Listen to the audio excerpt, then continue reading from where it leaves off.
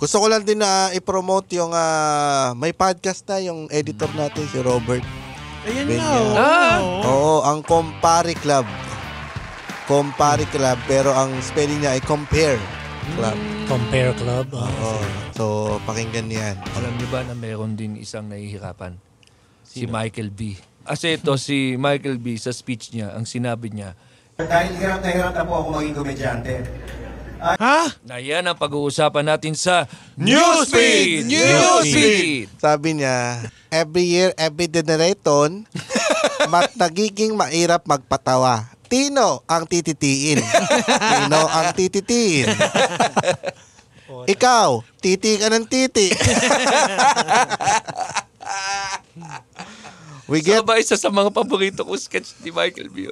Oh.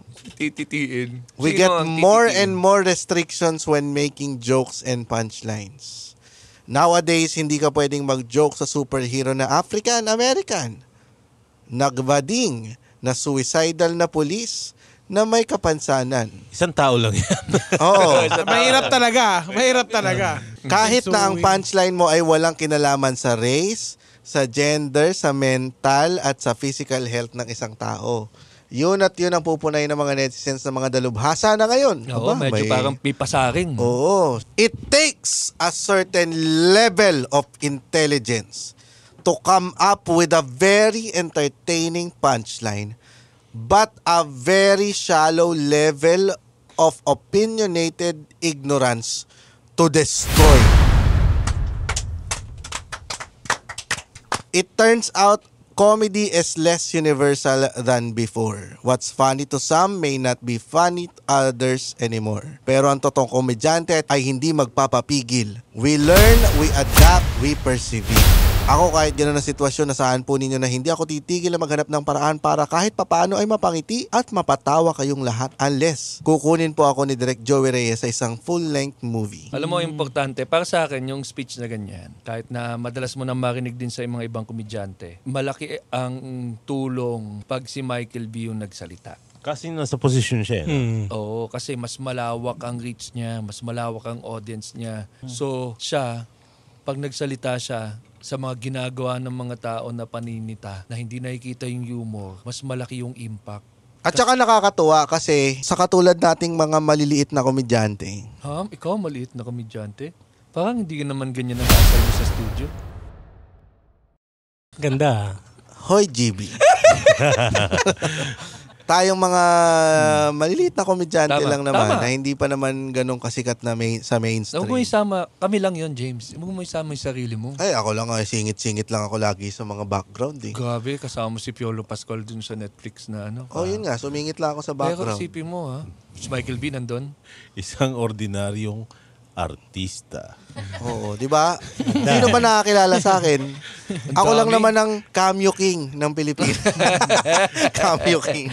De, pero sobrang ganda lang sinabi ni Michael B. Yun nga yung sinasabi ko, parang tayo. Hindi na tuloy-tuloy yung putang ina. Sige, ano nga, maliliit na komedyante. Tapos, mga sinasabi ng mga sa Reddit, mga side comments. Yun yung okay, tapusin mo muna yan. Ano yung gusto mong sabihin? Malilit tayong komedyante. Walang tapos sasabihin niya yan. Sasabihin niya. Secret. Tangina mo!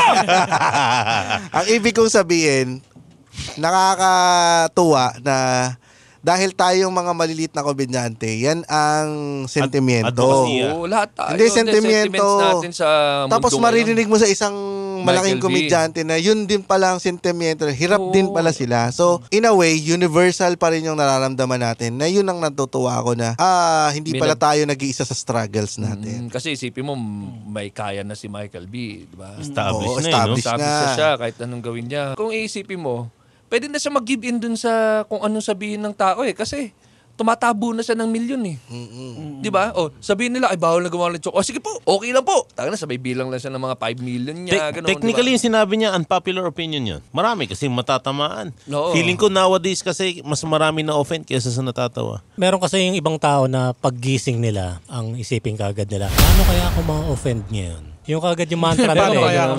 Nagmumuta pa lang. Ano kaya ikaw ka-offend ko today? May pinost ako dati na napakadaming bashers na kumontra. Ang pinost ko lang, hindi ako nakikinig sa opinion ng walang narating. Ay, dami nag-comments na, ano ba yung may narating? Ayun lang, magpapaturo ka ba lumangoy sa di marunong lumangoy? Hindi, di ba?